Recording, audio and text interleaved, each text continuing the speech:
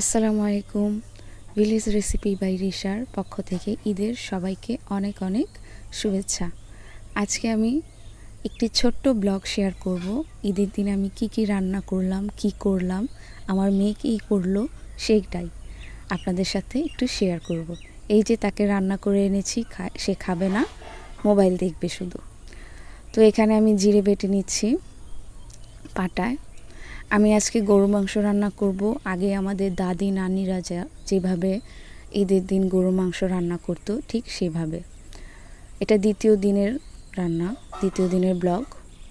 আপনারা আমার চ্যানেলে নতুন হয়ে থাকলে অবশ্যই সাবস্ক্রাইব করবেন, বেল আইকন প্রেস করে রাখবেন যেন আমার ব্লগ বা রেসিপিগুলো আপনারা খুব সহজেই পেয়ে যান। আমি জিরের পরে শুকনো মরিচ বেটে নিচ্ছি, যে আমার বাটা হয়ে গেছে। এই মাংসগুলোকে ধুয়ে সুন্দর করে পানি ছাড়িয়ে নিয়েছি। এখানে পেঁয়াজ দিয়ে দিচ্ছি, আদা রসুন বাটা, জিরে বাটা, যে শুকনো মরিচ বেটে রেখেছিলাম সেটা দিয়ে দিচ্ছি, পুরোটাই দিয়ে দিব। ঝাল ইচ্ছে হলে আপনারা বেশি দিতে পারেন। কয়েকটা তেজপাতা,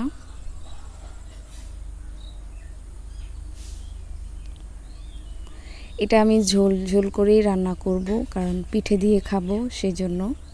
লবণ স্বাদ অনুযায়ী এবং তেল, ধনে গুঁড়া,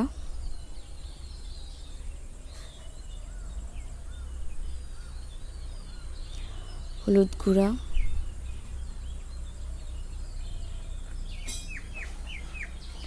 জয়ত্রী,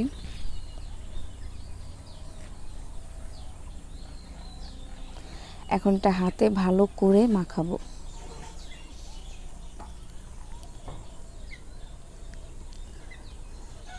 এই মাংসটা খেতে অসাধারণ টেস্টি হয়। আমাদের এখন অনেকেই হাতে মাখিয়ে রান্না করে, ম্যারিনেট করে রেখে দেয়। তো আগে দাদু নানুরা তো ম্যারিনেট বুঝতো না, তারা এইভাবে হাতে মাখিয়ে রেখে পরে রান্না করে ফেলতো ঝোল ঝোল করে। এই যে আমার মেয়ে দেখুন কি দুষ্টামি শুরু করে দিয়েছে, পিঠা বানাবো সেই চালের গুঁড়ি দিয়ে। সে তো খুবই মজা পাচ্ছে, না করার পরেও সে বারবার এটাই করছে। এখন পানি দিয়ে, হালকা একটু পানি দিব জাস্ট, আর মাংসটা যেন তাড়াতাড়ি সিদ্ধ হয়ে যায় সেই জন্য একটু চিনি দিয়ে দিলাম। এই টিপসটা আপনারাও অ্যাপ্লাই করতে পারেন।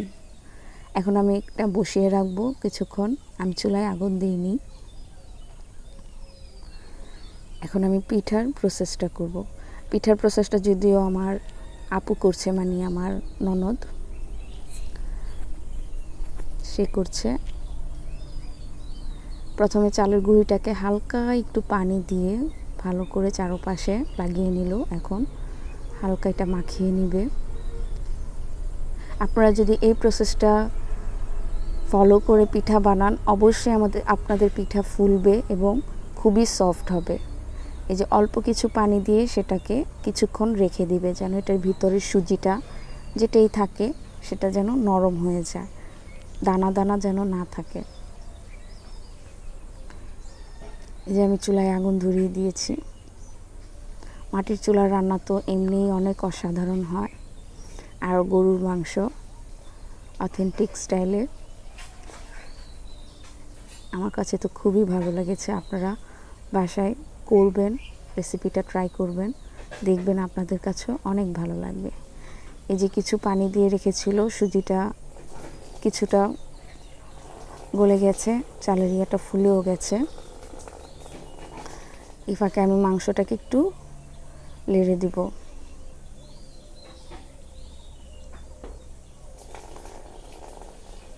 যে সুন্দর একটা ঘ্রাণ বেরিয়েছিল মাংসটা হওয়ার আগেই, তা আপনাদেরকে বোঝানো যাবে না, আপনারা বাসায় করলে দেন বুঝতে পারবেন। আমার মাংস কষানো হয়ে গেছে। এখন আমি এটার মধ্যে আলু দিয়ে দিব। আলু দিয়ে দেন আমি পানি দিয়ে দিব। এই যে আমি পানি দিয়ে দিয়েছি, আমি ঝোল করব আগেই বলেছি, কারণ পিঠা দিয়ে খাবে। এই আমার গুড়ি চিতই পিঠার প্রসেসটা পুরো কমপ্লিট হয়ে গেছে। এখন ভালো করে হাতে মিশিয়ে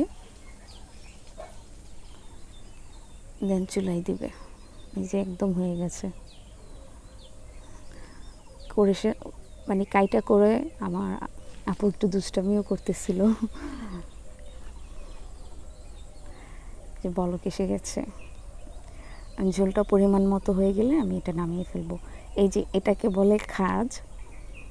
আপনাদের দেশীয় ভাষায় কি বলে আমি জানি না, কমেন্ট বক্সে অবশ্যই আমাকে জানাবেন কি বলেন আপনারা। এটাই চিতই পিঠা বানাবে। এটাকে আগে একটু গরম করে রাখতে হয়, তাই আমি চুলার কাছে দিয়ে রেখেছিলাম।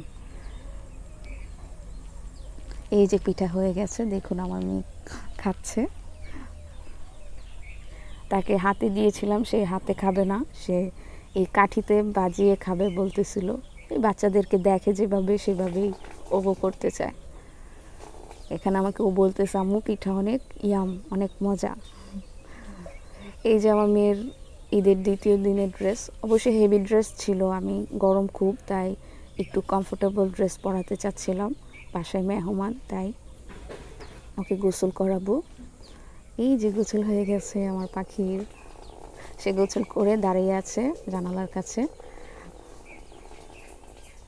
যে তরকারি হয়ে গেছে, এখন আমার মেয়েকে আমি খাওয়াবো।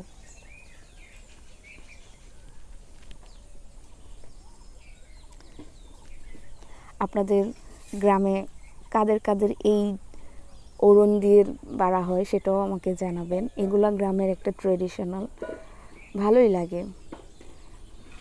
এই যার জন্য আমি নিয়ে এসেছি। সে মোবাইল দেখতেছে, মোবাইল দেখা ছাড়া তার খাওয়া হয় না। এটা অবশ্য বাচ্চাদের একটা বদ অভ্যাস, যেটা থেকে মারা ফিরে আসতে পারে না। তাকে আমি ডাকছি, সে শুনতেছেই না। অবশেষে সে উঠল। দেখুন মাংসটা খুবই সফট হয়েছে, খুবই তাড়াতাড়ি চিনিটা দেওয়ার কারণে অনেক সফট হয়ে গেছে। আপনারা অবশ্যই টিপসটা ট্রাই করবেন। এখন আমি আমার মেয়েকে খাইয়ে দিব।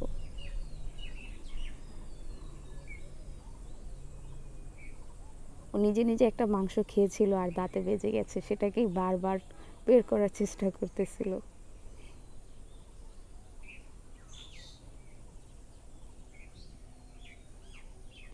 তাকাবে না একটুকু, মোবাইলের দিকেই চোখ থাকবে। একটা বদ অভ্যাস হয়ে গেছে। এই যে দাঁতে আবারও মাংস বেজেছে, বারবার বের করার চেষ্টা করে।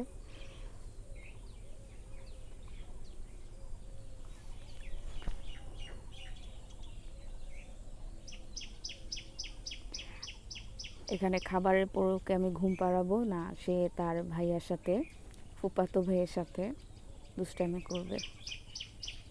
সে আবার আমাকে জিজ্ঞাসা করছে, আমার ননদের ছেলে, যে মামি আপনি কি ভিডিও করছেন? আমার পাখি ঘুমিয়ে গেছে। এই যে এখানে কথা চলছে যে তারা কেউই নানু বাসায় যাবে না, তারা সবাই দাদু বাসায় থাকবে। গ্রামের ঈদ কিন্তু খুবই খুবই আনন্দের হয়, বাচ্চারা খুবই এনজয় করে দাদু বাসার ঈদ, নানু বাসার ঈদ। যেমন মেয়ে ঘুম থেকে উঠেছে, কিন্তু যেই মোবাইল দেখেছে আমি শ্যুট করছি, সেই একটু ঢং শুরু করে দিচ্ছে। এই যে এখানে সালামি নিয়ে যুদ্ধ চলতেছে। আমার মেয়ে আমার সালামি পেয়ে গেছে তার বড় বাবার কাছ থেকে, এখন বাকি সবাই যুদ্ধ করছে। তো সব শেষে আমরা রাতে একটু মজা করলাম। আমার মেয়ে তারাবাতি জ্বালিয়েছে, আমরা কিছু ঝর্ণা বোম ফুটিয়েছি। গ্রামে যেগুলো হয় বাচ্চাদের, ছেলেরা এগুলোই করে থাকে। তো আপনারা সাবস্ক্রাইব করবেন, লাইক করবেন, শেয়ার করবেন, কমেন্ট করবেন। অবশ্যই আমাকে জানাবেন আমার এই ছোট্ট ব্লগটা আপনাদের কাছে কেমন লাগলো। ভিডিওটা দেখার জন্য অনেক অনেক ধন্যবাদ। আর সবাইকে অনেক অনেক ঈদের শুভেচ্ছা। ঈদ ভালো কাটুক, সুস্থ কাটুক, আনন্দে কাটুক। ধন্যবাদ।